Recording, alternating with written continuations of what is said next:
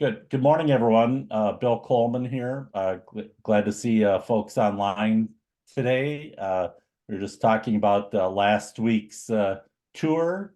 And before we go into our breakout rooms, maybe we'll do a quick roundabout and ask folks to kind of report on their activities and maybe what you learned from getting input from additional communities. I know some communities were able to recruit additional team members as a result of these visits, and so we'll just kind of hear what you thought and so on. Nancy's going to talk now briefly. She's got some maps of survey responses and wants to talk about how you might use those. Nancy?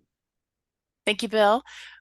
Just want to let you know I will be popping into your breakout rooms. I'll, of course, give you your survey count, which you all should have a pretty good idea of what that is already, and then a link to view coverage. And that is going to be something where you can see the pockets of quiet areas in your county and see where the survey responses are coming from, as well as it's color-coded to denote home, which would be residential, business, farm, which would be like a farm entity or farmer, and community/public building. And so you'll see there's some color codes there as well as the coverage. And really the aim for this is that you look at the information and you make a target list with not just the areas, but also the organizations that influence those areas, any influential individuals or groups that could influence those areas as well. And that you'll do a quick target list. And then I'll want to take the map down, probably not give you a heck of a lot of time to keep your hands on it. You can click on it and zoom in and all of that stuff. But, just having the information of addresses, where responses have come from is kind of, I did not actually, this is one of those things where I want you to see the coverage and quickly think about further distribution efforts, but not necessarily use the information to kind of look in on any one respondent and think about who that might be or something like that. So it's just a quick look in and see, and then I would take the map down after some time. So we'll be quickly doing that, and then if you have questions, let me know, but I'll want to just quickly pop into all of those breakout rooms to at least give them their maps. And lastly, individuals will have permissions to share their screens, so anybody in the group can share their screen to kind of show that map to anyone else. But yeah, so you won't need me to kind of display it for you. You'll be able to peruse it, and that's it. So I'll talk to you later on this morning and give you that information in your breakouts. Thanks again. Good. Thanks, Nancy. And it was exciting to hear people's solid plans for getting the surveys out in their counties last week. We talked a lot about that, and I think people are definitely on track for good results. So this week is our wireless week, and as 2 weeks ago we learned all about fiber. I was looking around for someone to help us understand this topic, and had some referrals to folks in Illinois, and I went came up empty when I was working on that, and so I thought, man, who could I get to help our communities understand? And I came back to one of my great friends and colleagues here in Minnesota, a gentleman, Tim Johnson. And Tim is president of MVTV Wireless, which is a long-standing fixed wireless company. Actually came out of a different technology of fixed wireless television, essentially over the air cable service. MVTV is a cooperative and has been in business now, it must be 40 years of delivering services in very rural parts of southern and western Minnesota. And Tim's been a great supporter of community broadband, of helping communities find their very best broadband. Sometimes when it wasn't, the best solution wasn't necessarily provided by MVTV. And so he and his staff have a real culture of being great community partners. And I really appreciate that approach. They show up at meetings, they help communities understand the options, can recommend when their technology is the most suitable and maybe when the community might have better options. They've aggressively pursued dollars to to build network improvements, continuously improving their technology of a small and kind of homegrown company. So a very positive example of a great broadband provider partner. Tim, thanks for joining us today. Thanks, Bill. I think this is going to be fun. I'll get right into it. I have to correct Bill on one point, and we'll see it in a little bit, but MVTV was incorporated in 1960. So that puts us a little bit more than 40 years, but we'll get into that a little bit. Just you can see our history. Beyond just being a fixed wireless provider, an ISP, I also worked for a network integrator, building broadband networks across the country. I have a long-term relationship with them, and was brought on in the late teens basically to help with project management. So we'll get into a little bit of that, but thank you everybody for attending. I hope I don't get too heady on a lot of these topics. But I want to get you into the basics so we can just see where fixed wireless does fit in and where it doesn't. So with that, Reed, if you'd go to the next slide. So just a really short about me.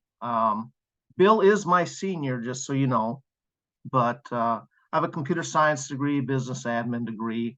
In the 80s, I did a lot of PC corporate support. I was an instructor at a technical college, and I did a few computer startups. In the 90s, when I had to raise a family, I went back to the corporate world. I worked for two different organizations. One was Bell Atlantic, who is now Verizon, and the other was SunGard Data Systems. And SunGard is a disaster recovery for all computer platforms. Along my path, I met a gentleman who thought this wireless stuff was really cool. So while I was working with SunGard, we put together a pilot broadband program with the RUS. He actually was a winner of that, and started building a network. Along the way there, I assisted a few other wireless providers, good friends of mine, basically. Then MVTV came along, 2009, looking at the American Recovery and Reinvestment Act. So I put a grant together for them. They had already been in the business 10 years. And after 10 years, had about 1,500 customers. We put together the ARA project. 5 years later, we had 5,000 customers. In 2018, I got back involved with PCS a little bit, and I can go into that a little bit more on the networks that we built. Reed, next slide. You've already guessed my age. I'm an original gamer. I started gaming basically on a teletype machine and paper tape. So back in the 70s, there was a game called the Oregon Trail. Still active today, but it was on the online school system in Minnesota. So that's where I cut my teeth on games. Next slide. A little bit about PCS. It's a provider of wireless networking and communication solutions. They've been around since '94. What they do is they build networks, basically design the wireless, run the propagation. Where do we interconnect? Who do we connect with?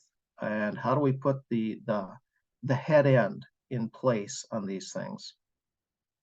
Been doing that very successfully for, 20 years, basically. I was an early customer of PCS back in the early 03, 04 timeframe.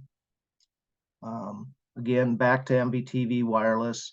MVTV Wireless is a nonprofit organized like a cooperative, but it was a UHF retransmitter. So in the metro areas, you have ABC, NBC, CBS, the major networks who are providing UHF television for free.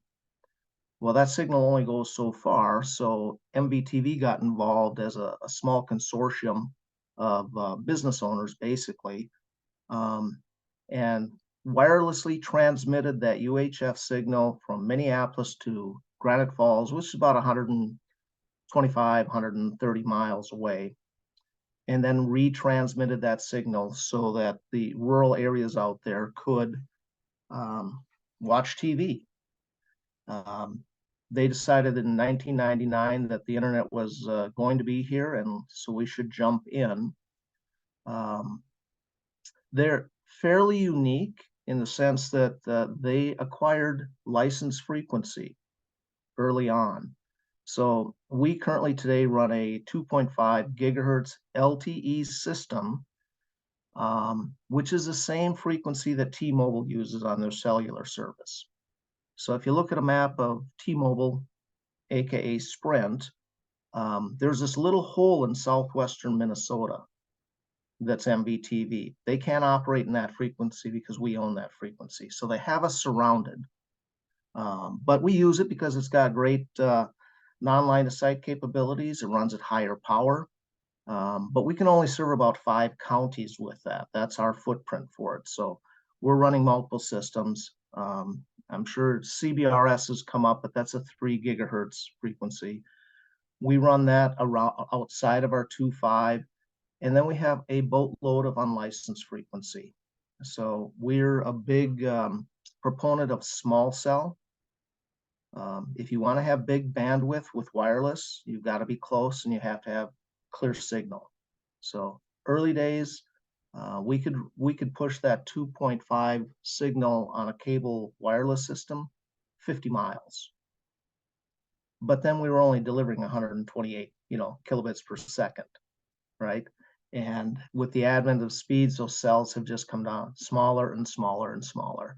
So today we have about 200 sites servicing upwards of 20,000 square miles of southwestern Minnesota. Next slide, Reed. So what I want to talk about really is just making sense of wireless and where it can be used, where it can't be used. And I have a very, very simplified propagation model on the screen right now. And it's in a, Lackawanna County, basically in Minnesota, which is a fiber county today, by the way. And we coexist. There are places where fiber hasn't been put in. It's too expensive to get to the farm. So we're the next option. This is not a good propagation model. If you look at it, it looks like it's covering lots of area. So there are varying degrees of propagation studies. Just about anybody can run one of these, but unless you really understand the characteristics of RF, you might be misled. Your expectations might be set too high. So let's go to the next slide. And I hope you can see these little pictures that I have on here, but just basics of RF. If you have a lower frequency, it's going to propagate better. It's going to penetrate trees. It's going to go through buildings, et cetera, et cetera. That's kind of like your cellular service, right? So the frequencies used here are typically 600 megahertz, 700 megahertz. And as you go higher in the frequencies, they propagate less and they have shorter distance. So we've all heard about 5G, I'm assuming. I can't see you, but raise your hands. It's all over. It's a marketing thing. However, 5G will utilize millimeter wave. Millimeter wave technology is way up in the spectrum. It is the 70 and 80 gigahertz frequency, typically about a mile, at most, at a mile. But it has a huge amount of spectrum, so they can deliver gigabits of speed. So there are 10 gigabit, 20 gigabit radios today, but they can only go about a mile. And they are highly dependent on line of sight, right? So to get more throughput, you have to have large channels, and that's where I talk about the spectrum. So typically most networks are running on 10, 20, and 40 megahertz of spectrum. So most of my network is 20 megahertz. About the best I can get theoretically on there is a little over 100 meg down and about 20 meg up. That's it, the LTE model. You know, you can go into the unlicensed spectrum and you can play with the ratios between upload and download, and you can nearly get to symmetrical speeds. But the reality is you have more power coming from the base station radio or the tower than you do on your device, whether that's an antenna on the house, your cell phone, etc. There's lower power coming out of those, so your uploads are always going to be less. The other thing you look at is, and this is more hardware based, but the modulation of it. How many bits per hertz are you pushing? So you can have a 20 megahertz channel, but you could be operating less than a 64 QAM or 256 QAM, but it just means we'll have less bits moving through that channel. So the more noise is other people using the frequency. Multipath, how much is that frequency bouncing off other objects or trying to go through trees? So that raises the noise, which means your modulation can't be as high. So it's kind of the Wild West yet. But if you look at the little pictures that I've got off to the side, and I hope they're clear enough for you, intense propagation studies require good clutter data, meaning, well, how big are the trees? How many buildings are there, right? If you just run like the very first slide that I show you, it shows the signal going everywhere. That's not true. You can look at any one of these little models that I've got up, and it's spotty. It's not ubiquitous coverage. So the more planning you do, the more taking a look at different frequencies, you're going to have a better expectation of where your signal can go and who you can actually serve. So if you look at a big model that says, here's the rural area, you can see the trees, you can see the river valleys. Here's a shopping center. You know, we're absolutely trying to run CBRS at the shopping center and see where it hit. The resolution data on that is 1 meter, meaning it's going down to 4 feet and seeing what's in the way. A car is going to block the signal, right? Most prop studies are run at about using 5 meter data, meaning 16 feet or so, because we just want to see where the trees are. We know what rooftop heights are, etc. So you spend a lot of time on propagation simply to meet expectations, proper expectations. Reed, we can jump to the next one. So I talked a little bit about this, the technologies, line of sight, near or non-line of sight. Lower the frequency, the better off you are. And that can be near or non-line of sight because you just have a longer waveform, basically. It can get around obstructions. The higher the frequency, the shorter the wavelength, the entire wave can get killed by a leaf on a tree, for example. The other thing with wireless is they are shared systems, just like cable systems and many fiber systems. So they're sharing the bandwidth. So you always have to look at the head end, and you have to look at the base stations or access points on a wireless network. There is a capacity limit.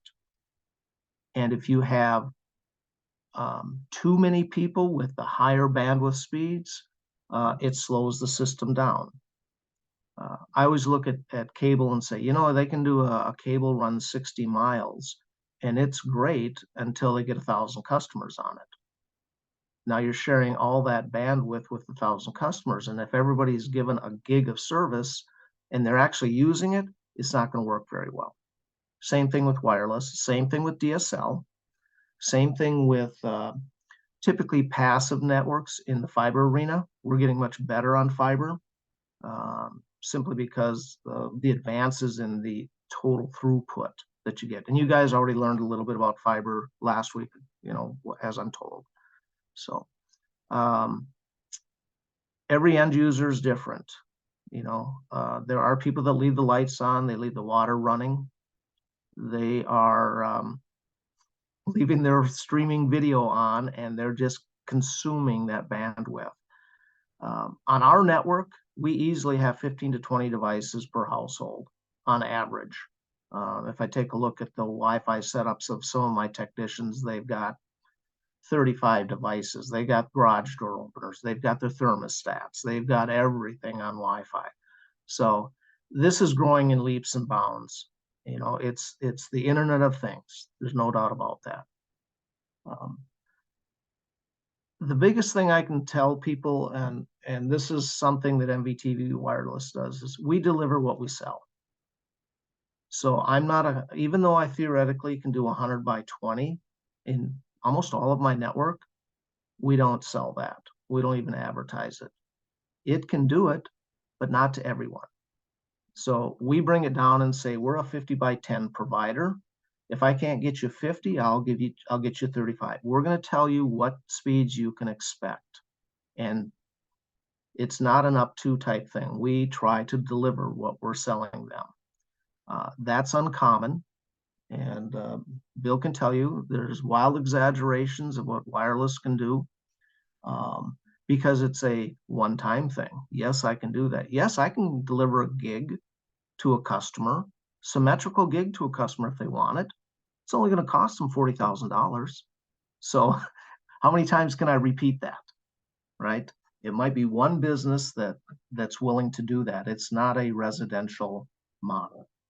So Reed, next slide. So we're talking about setting expectations, best practices. You qualify your area. If you're going to put up wireless, let's run the prediction models. Let's look at them in, you know, several different iterations. Get out on the ground. Get out and look at the geography. Look at your locations. Site visits. Let's look at that site. So in my experience with MVTV, we can install 100 customers a month. I can only install about 50 of them because I can look at a prop model and say, maybe I can send a guy out there and test for signal. And we take advantage of anybody who wants service. We're going out there and we're going to test because we're going to record that information. We're going to put a dot on the map and we're just going to keep looking at that. Do we build a new site or not? And, you know, as a nonprofit, we put a lot of money into our network simply because we don't have ownership. We have a board of directors. We spend $1 million a year just upgrading and installing customers. When you do an installation, make sure you can service that installation. You know, it's not put this radio 80 feet on top of a structure. Well, I shouldn't say 80 is a little high, 60 foot because he's got a big building on the side of the wall. How are you going to get to that radio and service it in a timely manner? And then it's what is the maximum deliverable speed I can give them? We'll test, we'll tell the customer, this is what you can have. This was good. And then they can settle for less if they'd like, if they don't really need that. And that just depends on, again, back looking at behavior. What do they have in their household? What are they doing? We look at a lot of the data from the broadband collection or broadband data collection, the BDC, at our competitors, what they're delivering. So if I look at one of my hometown counties, in my 2.5 area, I have more than 50% of the households in the county. And I look at the other 50% and say, here are my competitors. Oh, look at this. There's a lot of people on satellite yet. Why are they on satellite? Well, because maybe it works for them. Maybe they just do streaming. They're not gamers. They're not too concerned about that. Maybe they only have a handful of devices. They don't really care about voice running over that network. So you look at what's adequate for people. I always scratch my head as why can't I get those customers on my network? I'm better than satellite.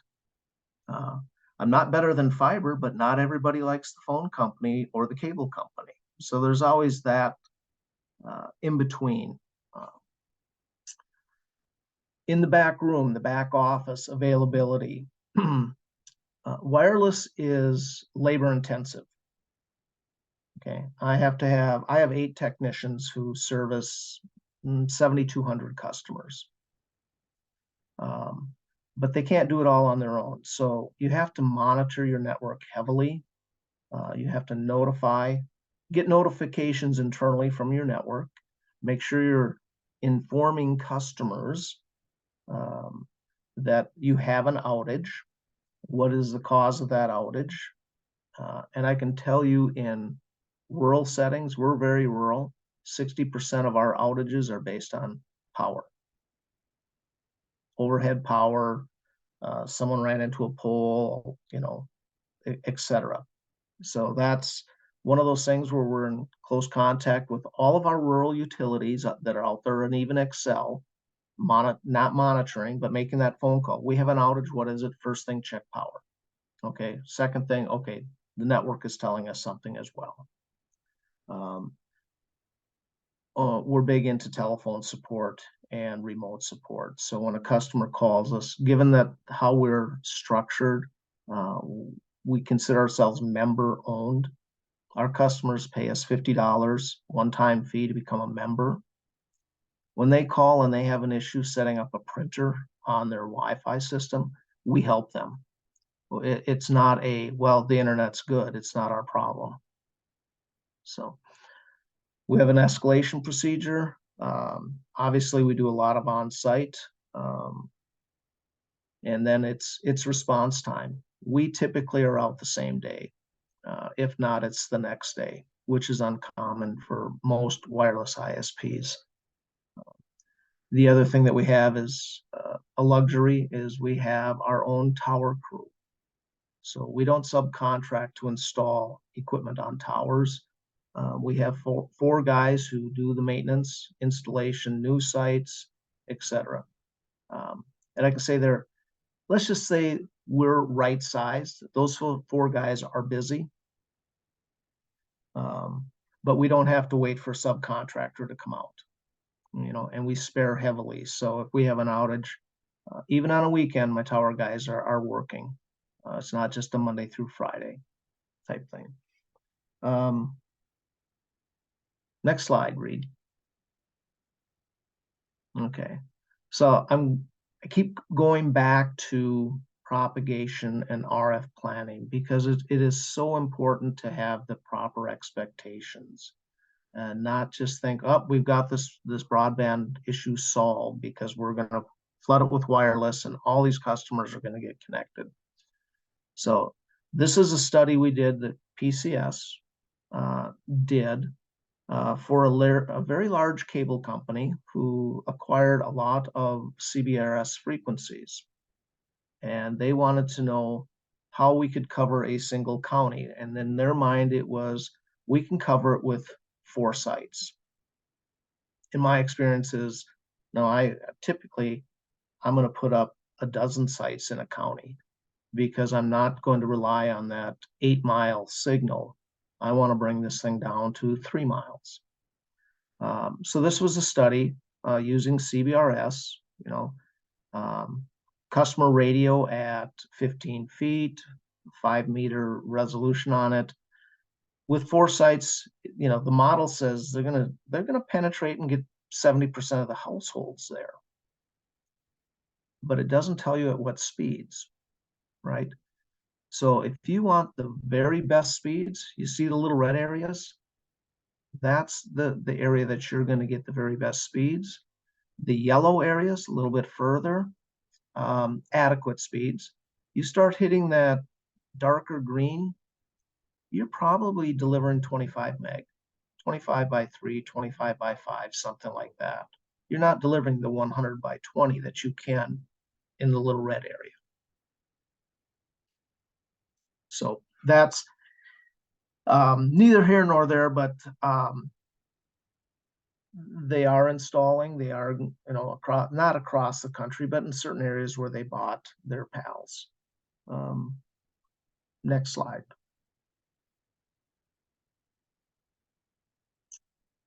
2018, this is a PCS project in Kansas.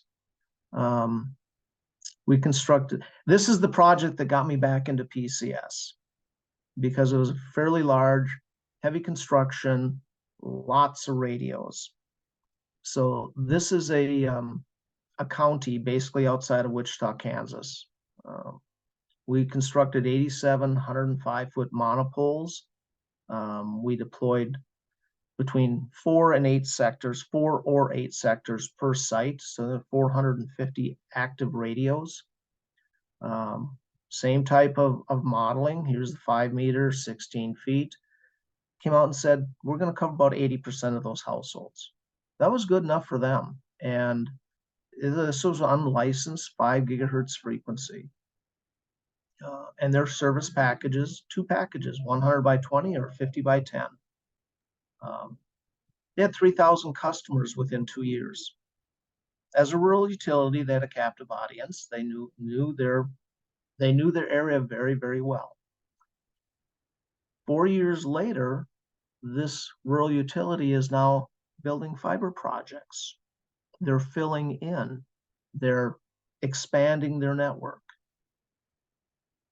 And it's an exceptional model. They got service to the rural areas quickly, and now through grants and slow build, basically they're upgrading to fiber. Now it'll take them a very, very long time to build out this whole footprint, but in the meantime they are delivering adequate service. So patience now, get it done when they wanted to do it. So this project took 18 months. Next slide, Reed. Tim? This is a really busy thing, but it's an example of the frequencies that the FCC manages. You look at all those little blocks and colors, a variety of frequency from down in the single digits, kilohertz, all the way up to, I don't even know, 100 gigahertz, way past that. But you have to look at what is available to you to use. We have 2.4, we know that, that's Wi-Fi. 2.5 might be available to certain areas, mostly tribal at this point. The infamous, I won't call them the evil Satan, but T-Mobile, Sprint consume most of the 2.5. And then there's a handful of EVS spectrum winners that acquired that frequency. Then you have 3 gigahertz, which is CBRS. That is it's available to everybody. The FCC considers it a licensed frequency if you're a PAL owner. If you bought frequency, certain channels from them, you're considered licensed. MVTV operates under their GAA, meaning we can use that frequency, but we don't have priority over a PAL owner. And they consider us licensed by rule because we're on the same system. It is a spectrum system that manages what frequencies you can use from two central locations, basically. Then you have unlicensed 5 gigahertz, soon to be 6 gigahertz, which will be also unlicensed, but they're trying to figure out how they're going to manage that. Then you get into the higher frequencies, 11, 18, 23. These are generally used for backhaul systems. These are the gig plus 2 gig type radios. MVTV has 65 of the 11 gigahertz radios. That was through a Minnesota grant, through their border-to-border grant system, because they had a middle mile option on there, and the requirement was 100 meg symmetrical. Well, when we put these in 2015, 2016, they were running a gig. So that's one of our layers of backhaul. We use these radios, we aggregate them to a fiber point, because there I can get any type of service I want. A little difficult in the rural areas, but 10 gig service isn't uncommon. And we probably have 14 or 15 of these links throughout our network. We aggregate off of customers going into towers, into these licensed links, onto fiber, and then back to 2 locations to get on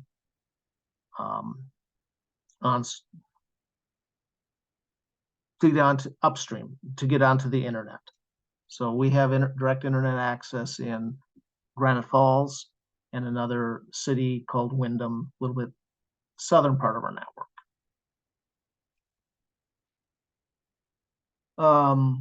Then you have 24 gigahertz. 60 gigahertz is millimeter wave. We use 60 gigahertz for hops.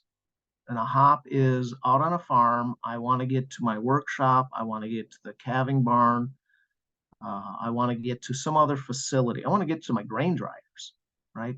So we'll use 60 gigahertz there because it's basically interference free. If I have line of sight, it's going to be a stable, strong signal.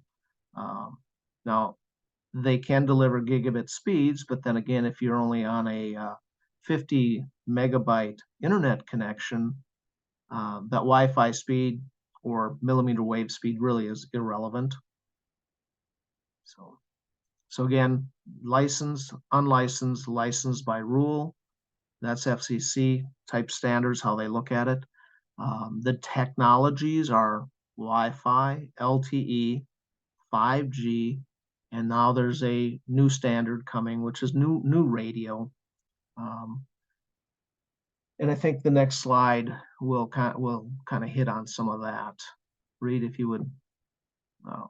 So we get into 5G and next new radio. Low latency, low jitter. You need that low latency for gaming. You need low jitter for voice. Available in lots of different frequencies or spectrum, different bands. Offer a lot of different mechanisms, multiple input, multiple output. Our radios are getting extremely smart. Some of the radios that we deploy have 16 antennas in them, and select the best carriers on those antennas to give you big speed. Diversity is, if this frequency isn't working, then we're going to switch to this other frequency.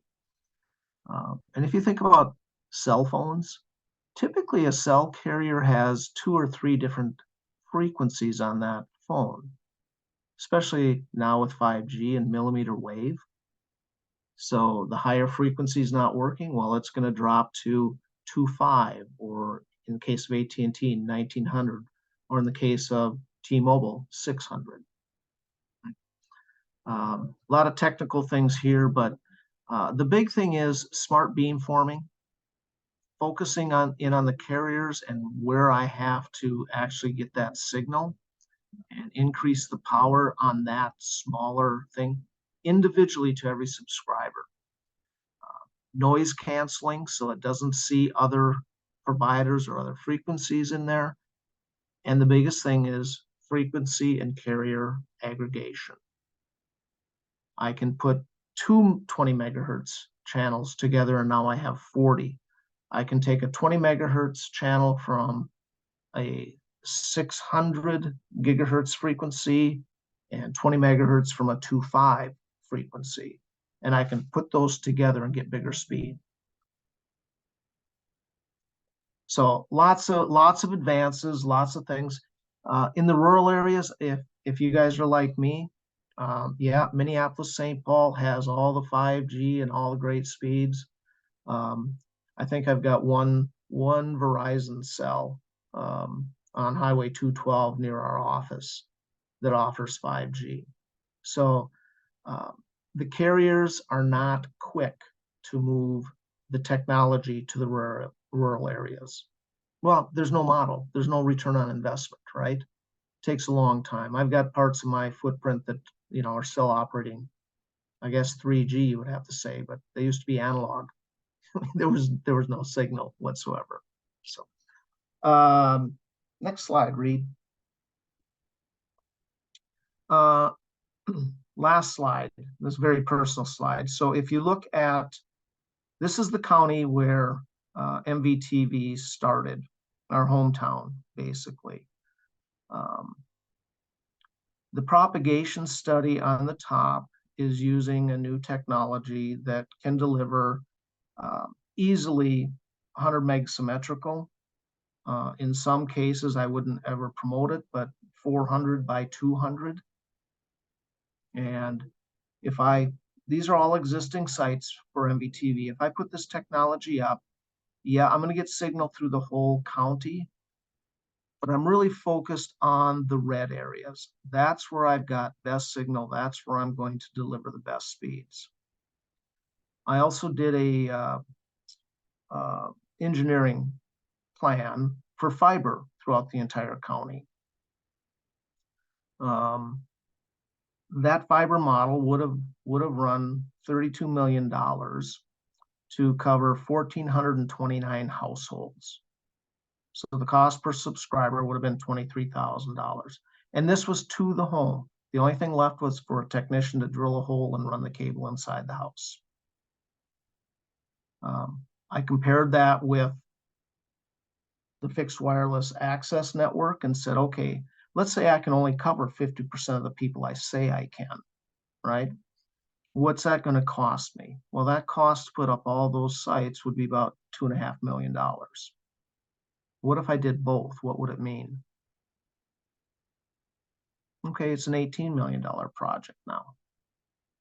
So it can coexist, and you have to look at the high cost areas. I mean, that's the big debate right now. I know in Minnesota, it's way up on the radar. It's very high on the radar. How do we work wireless into this if we have to? Minnesota's not a wireless state. Minnesota doesn't recognize wireless, right? Some states do. I'm not sure where Illinois sits. I know Mississippi, Kansas, Indiana, and some others, Texas, for example, are looking at BEAD funding and looking at wireless as a fill-in for it. The map on the bottom, if you look in the upper right-hand corner, that's Minneapolis-St. Paul. The lower left-hand corner is Sioux Falls, South Dakota. The blue lines are the counties that I can reach. The little dots are my customers. It's 200 miles north and south, 150 miles east and west, 25 different counties. And obviously you can see where I have lots of customers, and you can see where we have very few customers. And you can see holes in there. And that's based on other providers. You know, amongst wireless providers, we tend not to try to compete with each other. If you're on the same tower with another provider, you're vying for exactly the same customers. Go to another location, because there are a lot of people that we're not hitting, right? I would say it's a 50% at best, unless you're really, really putting a lot of sites up and really focusing in. But again, return on investment, even though we're nonprofit, return on investment is everything. You got to make money. You got to pay your bills. So Do I put a site up to serve 10 people? Yeah, depending on the technology, I might. Where are those 10 people located? Our average per site is under 40 customers, but I have sites in Granite Falls that support 400 customers. So you just look at the density, look at the households, and make your decisions from there. I think we might be done, but next slide. There we are done. I'm open for any questions. I know this is like opening up a big faucet and trying to absorb this stuff, but anytime. I mean, Bill has my number. Yeah. Tim, what's your advice for working with wireless companies? There's a lot of companies, right? There's a lot of wireless companies. How do you sort through the ones that you'd want to be your partner? I would look at technology. Here's the truth is, there's an organization called WISPA, where all the wireless, not all, wireless providers participate in. I'm not sure who providers are in Illinois, but the typical WISP is about 800 customers. We're like, MVTV was like everybody else, right? This is cool technology, let's jump into it. They've been operating wireless for almost 10 years. When I met them, they really didn't understand propagation. They really didn't understand RF, right? So I would look at providers. What's most important is what's the staff? Who do they have? How many people do they have? Are they formed as a real business, or does it look like a hobby? Because one guy could have 800 customers and do everything. But the back end is so important. You can't just, like I said, it's labor intensive. You get this installed, the wind blows, it turns an antenna, right? Was it a good installation or bad? Did you look and see where the tree line was? Trees are going to grow. Were they mature trees? Okay, we get that. We do spring recalls. We take a look at signal levels to a customer, and if they pass a certain threshold, during the year we get an alert, but we always know in the spring the leads are going to come back on, right? And things change. So let's create a service call and go out there and make sure we understand why that signal level changed, right? So you have to look at the operation and their methodology. Customer service is king, right? It's take those. I have friends and they outsource their customer support, and all customer support does is take a message and send an email to them. There's a lot you can solve on the phone, and we do everything in our power to solve it on the phone. Are they using managed Wi-Fi products? Many of your calls are, the internet is down, but it's really a device not connecting to the in-home Wi-Fi properly. So we have a product that we sell. It's a monthly basis. We don't sell it and give, it's Bill, and you probably run across, it's called Plume, right? It's very similar to Calyx's Gigacenter type thing, right? But it is more of a meshing type product. But we can see every device connected to that. We can see every device and the signal levels. And it's like, well, apparently you moved your TV, right? Your smart TV was connected to this pod. You moved it to another room and now it's not working properly. It's not the internet, it's the Wi-Fi. So Wi-Fi is getting much better, but it is a source of a lot of phone calls for support. People buy a new phone. Tim, we've heard, about how reliable fiber is and kind of how easy it is to manage. And I think some of the things you've talked about this morning on the intensity of management in the wireless business. What about another advantage the fiber folks will say is that, their equipment lasts a long time. How often are you switching out like your radios on a towers? What's the I lifespan refresh, of we some of that? refresh ours basically I would say on an average of 5 years. We've rebuilt our network 3 times in my tenure. Really only once in the first 10 years, but they fell behind dramatically because they're running cable wireless and the maximum speeds and things like that. So 2009, 4x1 was the big speed, right? So we built a network that would do 4x1, a little bit better. That one's gone. There's another one in place. And I said before, we have LTE running in our 2.5 and also in our CBRS. We're at the end of life on that. So I'm looking at what's the next 2.5 radios or network that I can put up. And that will happen in the next 2 years, right? We just keep refreshing and going and bringing bigger speeds. It's true, fiber is easier to manage once it's in place. You're going to pay for it one way or another. We pay for it over time by refreshing technology, or you have the big upfront cost of labor.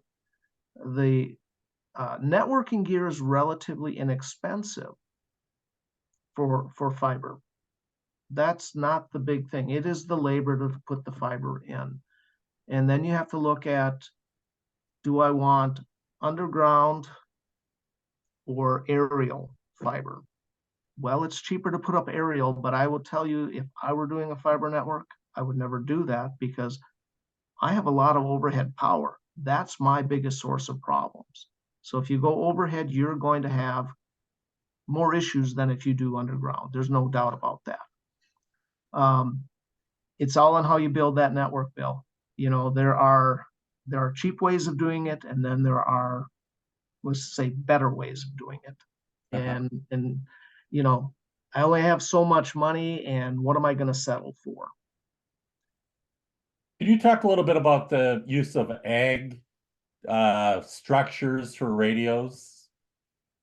Ag structures? Yeah, Yeah, grain elevators and yeah. grain legs and So in our network, we utilize state of Minnesota towers. We utilize water towers. We own 5 towers. And we use a lot of grain legs at farm sites. And we have relationships with half a dozen of the big elevator companies. So what we've done is negotiated. We'll give you the service directly. You'll be on our backbone. No, it's not multi-point. You'll be how much speed you want. We can go up to a gig because it's part of our backbone system in exchange for going on all of your sites if they work for our network. So I have one company called FarmWord, who we have about a dozen sites.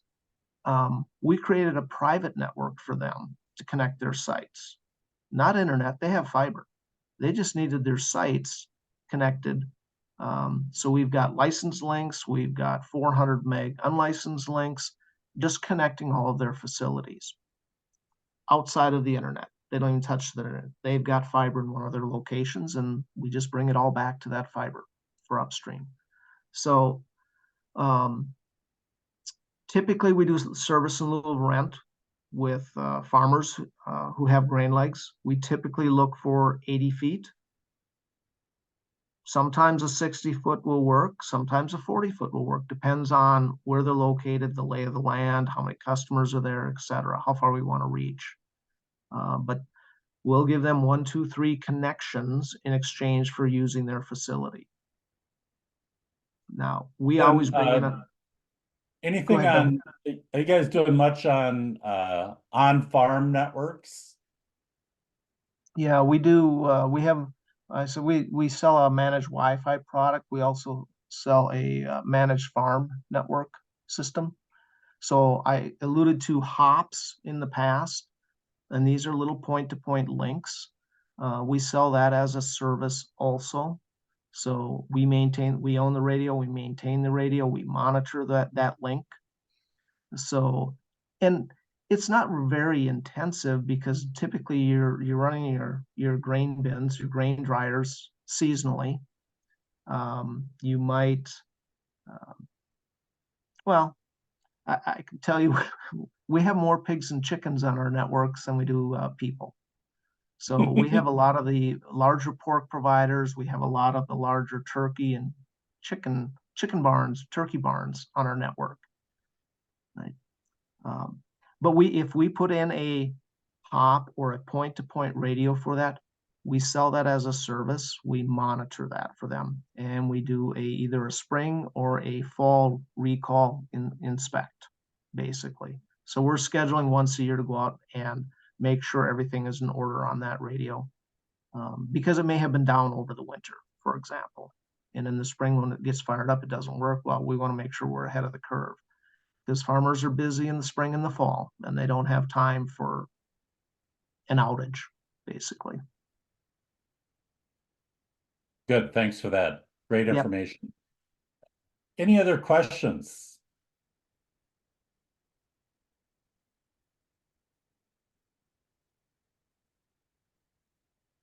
Tim, this was just right. I know that there's a lot to consider on the wireless technology, that consideration of what frequency are you on, licensed or unlicensed. So how much bandwidth goes through that.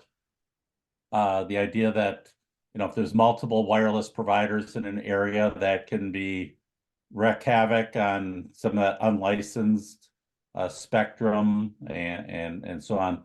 A lot to consider.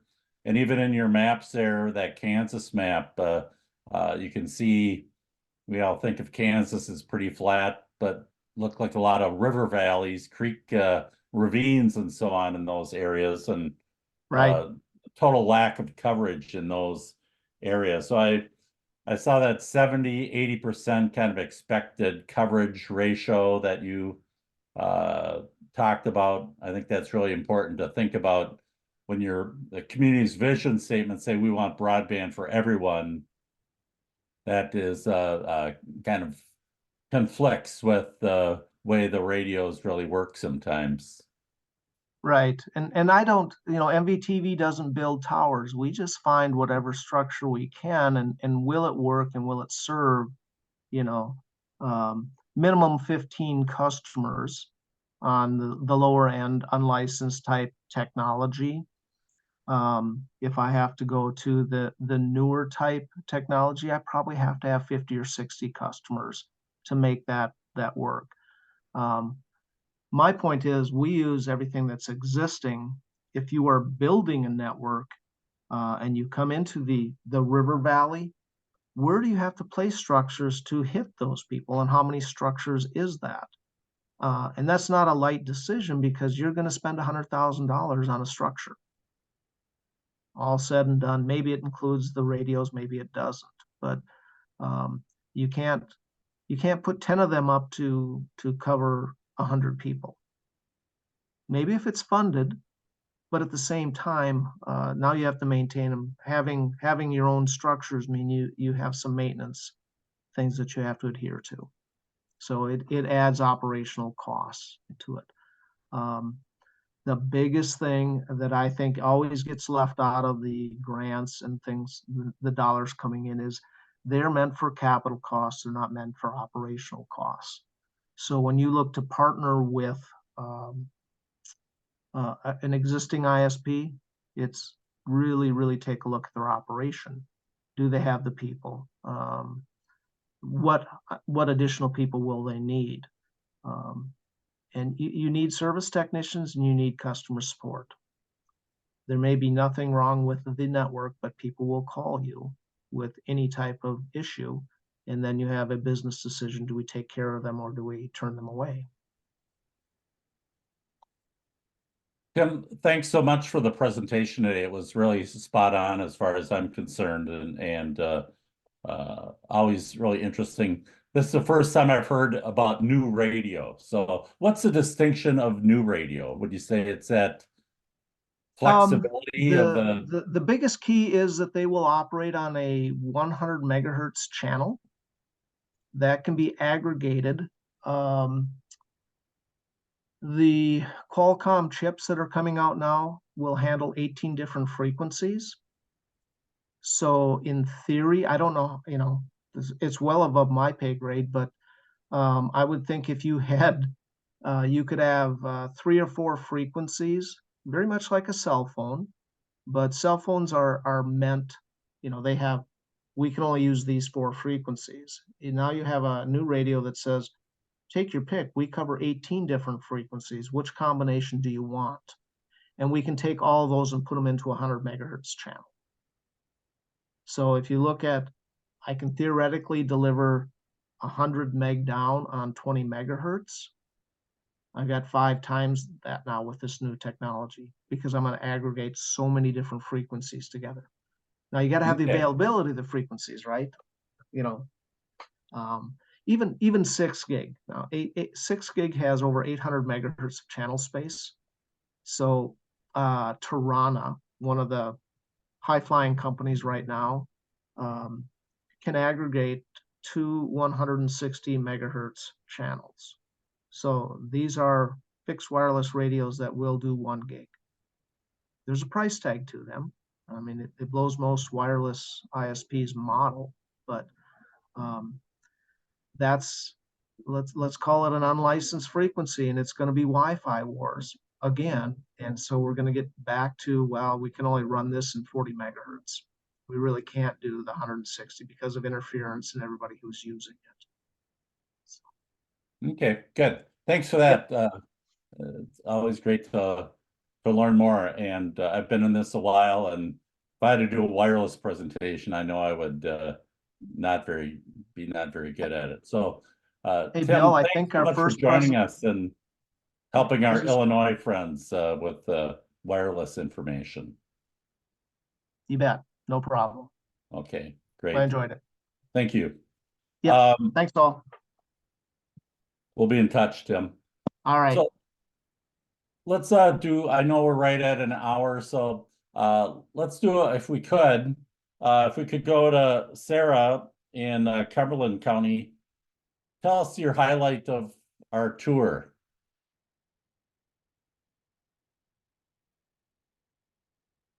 I can't. Okay. I say it again. I'm sorry. Oh, just anything from your events in your community when we were there you wanted to highlight? The turnout was better than I. Yeah. Can you hear Todd talking? A little bit. The turnout was much better than I expected. Good. Strong interest. Yep. We've had people come back and asking us for more surveys. We've handed out several surveys. We don't really have any back, but several paper surveys from the Life Center. So it seems like word of mouth is spreading more. That's good. Good. Good news. How about Risa at Crawford?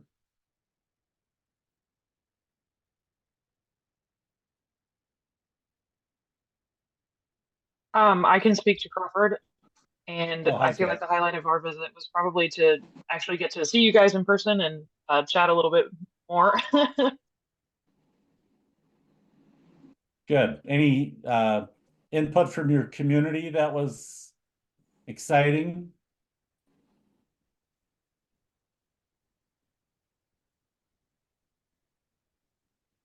Getting to hear from Dennis York about the pitfalls of installing broadband and some of the things to look out for in the future was good. Good, good. Thank you.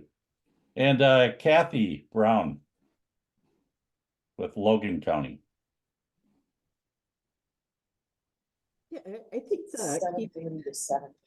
I took away from the communities as well, but just the resources in our communities and the knowledge base, like that conversation at Central Illinois Ag was phenomenal in terms of, you know, what's happening with that technology. And I would say the same about healthcare, you know, so we kind of paired it with those two issues of agriculture and healthcare and used it as an opportunity to meet the ISPs and that relationship building face to face. We had the CEOs of both of those companies, at our meetings. So those were really powerful relationship building opportunities, I think, for the county. Great. That was very interesting. That ag discussion in particular was great to have. So I had a laugh though, when the one farmer who was from the Regional Planning Commission board said, well, the last time I bought a farm, and he was talking about doing it all electronically, you know, and I thought, well, that kind of talks a little bit about the nature of ag is these farms are getting bigger and bigger and use more and more technology. Cheryl, how about Clinton County? Well, I was very pleased with our turnout. It was great having the Corps of Engineers representatives there to kind of give us some numbers on the number of visitors that come into Carlisle Lake, and that number about knocked me over with 3 million people that come in and visit the lake on a yearly basis, and they are definitely on board in wanting to get improved technology out to those campgrounds and campsites. We had the Rotary Club in there, and they had great questions. Farm Bureau, I mean, you know, the hospital, plus just a lot of individuals. I was very pleased with the we never stopped talking. It was just a continual conversation that was going on. But I have to ask, did you guys enjoy your ski? Yes, That was at home with you. Although we had to leave some for the car rental guys. Oh, They fight down a 12-pack in our visit. But yes, that was good. Thank you so much. okay, great. Good. Tammy in Macon County. Hi. Yeah, we were happy to have you guys in person, and we were happy with our turnout. A lot of our team could not come that day, but we had great media turnout. We got a lot of good coverage from it. We've had some emails and phone calls from Macon County citizens interested in what we're doing from that media coverage. All of us were real excited to go see the new ag building out of Richland there. Because we were some of the first ones that got to go through that building. So that was fun to be able to tell everybody we got to see it before they did. Kind of brag. Anything else? I thought it was good. In fact, WAD keeps running that. Yeah. They've been running it for over a week. Yeah. So. Good. Thank you. That was really fun to see that building and to see the focus on the ag economy, you know, locals supporting locals there, and amazing the benefactors that are present in your community to provide free ag education, you know, secondary education for folks. That was impressive. Yeah, I didn't even know about that until that day. We were all like, what? Well, good. And then lastly, Jennifer at Perry County. So Jenny's not here, but this is Brian. I would say out of our meeting, we had a group from what's called the City Lake area. It's a denser area of people, and the gentleman that was here had gone through all kind of different things trying to get broadband out to them, and I was surprised. I would have thought that somebody would have picked them up. So hearing from them was interesting, and hopefully we can help solve something for them. And then we had a pretty good turnout with our schools, and they seemed to bite in on it too. Good. We hope that was valuable, and it sure was for Reed and I to better understand your communities, and just a lot of fun to meet all of you. So thanks for the hospitality. It was really nice. Good. We're going to jump in now to the breakout rooms, and really, you know, from I would say from here on in, our breakout rooms will be designed for you to focus on your work, the surveys, the provider interviews. Oh, really? So on. So that's really, these meetings are your time to just continue down this path. You know, talk a little bit about the wireless technology as an option for you guys and discuss what you've learned today, but really focusing on those key tasks of the provider interviews and the surveys.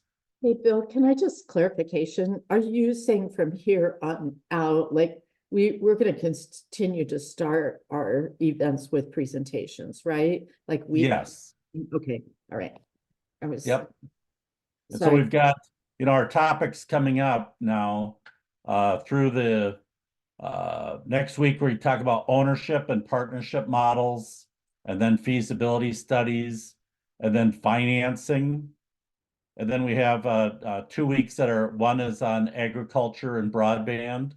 And then a final one is best practices in project development, of which you'll find, you know, we'll bring lots of examples of how people actually have addressed their broadband problem and applied for grants and received dollars and so on.